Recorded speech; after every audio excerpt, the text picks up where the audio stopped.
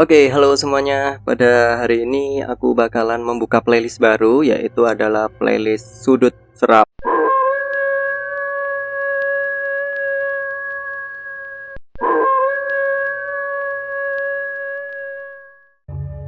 Jadi, sudah aku perkenalkan di video pertamaku, yaitu di video perkenalan. Isi YouTubeku nanti ada vlog fotografi, ada cerita-cerita horor, karena kebetulan aku juga punya podcast, namanya Podcast Horormu di Spotify. Jadi kenapa tidak aku jadiin konten di YouTube juga. Pada kesempatan kali ini Sudut Seram akan menceritakan tentang sebuah rumah di daerah rumahku. Pada kesempatan kali ini aku akan mencoba menceritakan salah satu rumah kosong. Sebenarnya ada 3 dan seram semua, tapi ini akan aku ceritakan sedikit saja. Tapi sebelum kita lanjut ke ceritanya, aku mau ingetin dulu ke kalian kalau jangan lupa tinggalin jejak di kanal YouTubeku ini, yaitu share, like, komen, dan pastinya subscribe. Oke? Jadi untuk membantu aku supaya aku lebih semangat lagi untuk membuat video-video untuk di-sharekan ke kalian. Oke teman-teman, di salah satu rumah itu, rumahnya cukup besar gitu ya. Langsung aja, rumahnya cukup besar. Kalau siang hari sih nggak begitu seram ya, karena memang kebetulan di daerah rumahku ini kalau sudah sekitar jam 7 sampai jam 8 malam itu sudah sepi. Jadi tidak banyak orang berlalu lalang, sepeda motor maupun mobil. Kala itu aku sedang bermain sama tetanggaku. Kebetulan tetanggaku itu masih kecil. Ya namanya juga aku adalah salah satu orang yang suka anak kecil gitu ya. Jadi aku lagi main sama dia. Dia umur sekitar kelas 2 SD tuh umur berapa ya? Umur 8 lah ya, umur 8 tahun. Aku sedang main sama dia.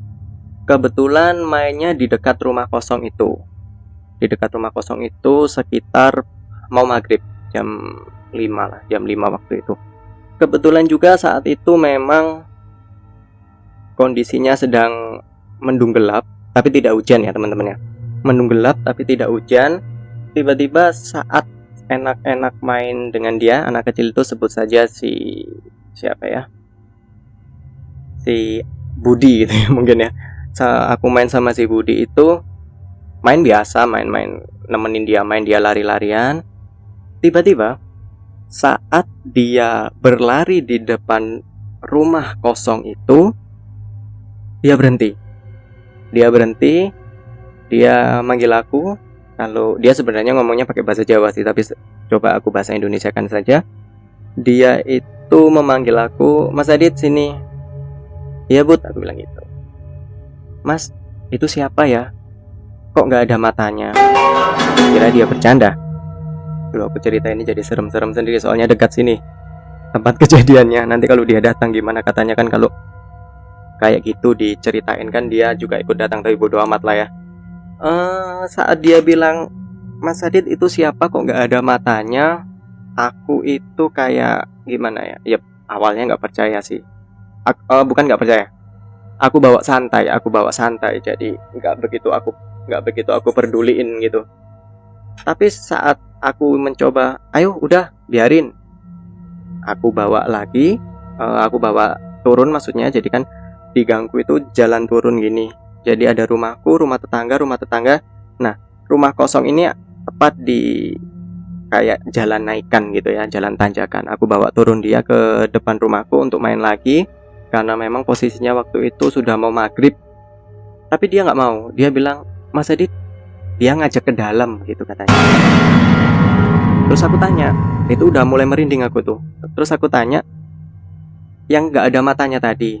"Iya, dia manggil temennya dari dalam." Dari situ aku merinding banget. Lalu kemudian, ayo sudah, aku seret dia. Dia tetap nggak mau. Karena di penglihatannya dia itu, sosok yang memanggil dia itu ada anak kecil. Jadi seumuran dia.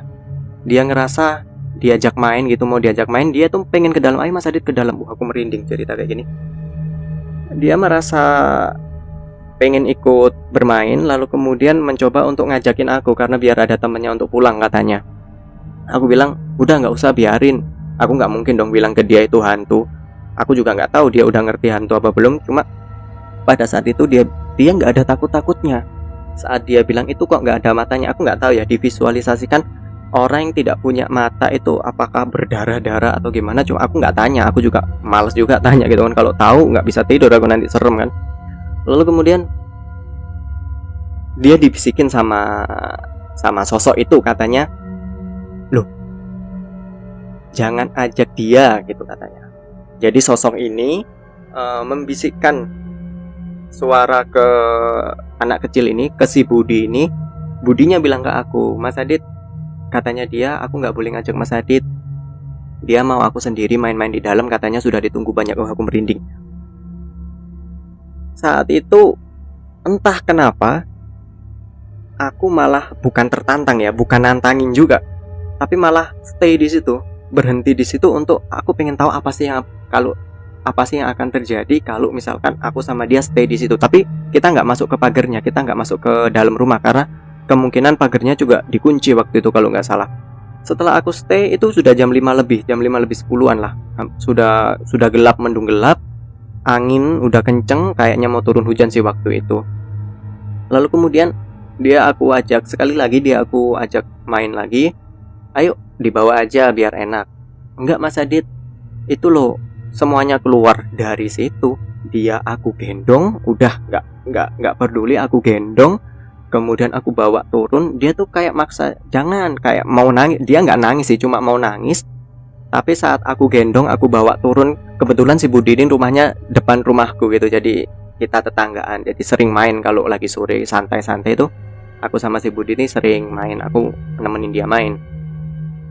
Dia kayak mau nangis, dia bilang yang nggak ada matanya megangin tangannya. Jadi saat aku gendong itu tangannya itu, aduh aku merinding cerita kayak gini. Saat aku gendong itu tangannya tuh kayak gini, kayak ada yang megangin gitu, kayak ada yang megangin. Tapi aku waktu itu nggak ngeh kalau tangannya itu kayak gitu. Aku ngehnya itu waktu mau aku turunin, tangannya tuh masih gini, masih kayak dipegangin. Tangan dipegang gimana sih ya? Katanya aku dipegangin sama yang nggak punya mata tadi.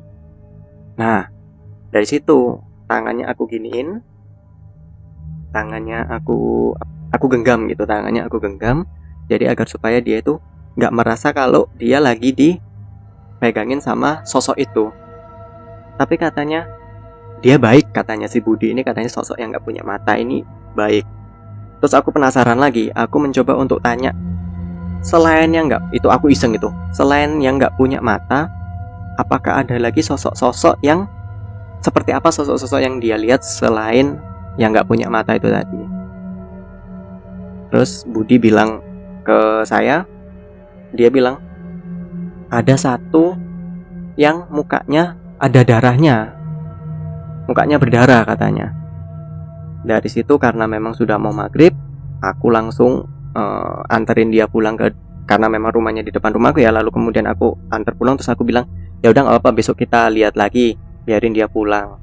Nah, yang paling serem itu katanya si Budi, saat Budi itu masuk ke rumahnya, kan aku anterin kan, ibunya juga sudah nunggu di depan rumah, di depan pintu. Aku anterin dia masuk pagar, lalu kemudian aku keluar. Yang bikin aku serem itu saat Budi bilang, Mas Adit, dia di belakangnya Mas Adit. Saat itu aku, ya wajar lah ya, aku langsung lari ke dalam rumah. Lalu kemudian ya syukur tidak ada kejadian apa-apa waktu itu. Cuma yang aku pikirkan adalah, memang kan anak kecil kan masih bisa melihat sosok-sosok yang seperti itu ya, karena memang tidak hanya si Budi, ada yang namanya Vino dekat rumahku, dia juga kelas 3, mungkin kelas 3, kalau kelas 4 juga mengalami hal demikian. Tapi akan aku sambung di sudut seram selanjutnya. Jadi di sudut seram kali ini aku akan menceritakan tentang pengalamanku bermain bersama si Budi, dan Budi ini bisa melihat hantu yang ada di rumah kosong dekat rumahku. Nah itu, jadi pesannya adalah kadang kita tidak percaya akan hal yang demikian, tapi saat kita bukan melihat sendiri, tapi ada orang yang bisa melihat dan bisa memperingatkan kita, kenapa kita tidak menghormati yang bisa melihat itu dan juga menghormati makhluk yang tidak kasat mata. Nah, oke teman-teman, itu tadi cerita singkat Ini adalah cerita real ya. Ini kejadiannya sekitar tahun 2018, pertengahan 2018. Waktu itu hari Minggu, jadi santai. Aku mengalami hal itu bersama Budi. Masih ada banyak cerita-cerita seram lain yang mungkin akan aku ceritakan, atau mungkin aku bakalan mengundang narasumber atau tamu yang bakalan share tentang ceritanya masing-masing kepada kalian. Oke teman-teman, jangan lupa sekali lagi like, comment, share, and subscribe agar supaya nanti kita bisa lanjut lagi ke video-video yang lebih seru. Oke teman-teman, kalau gitu peace dan stay tune di Adehra Channel. Bye.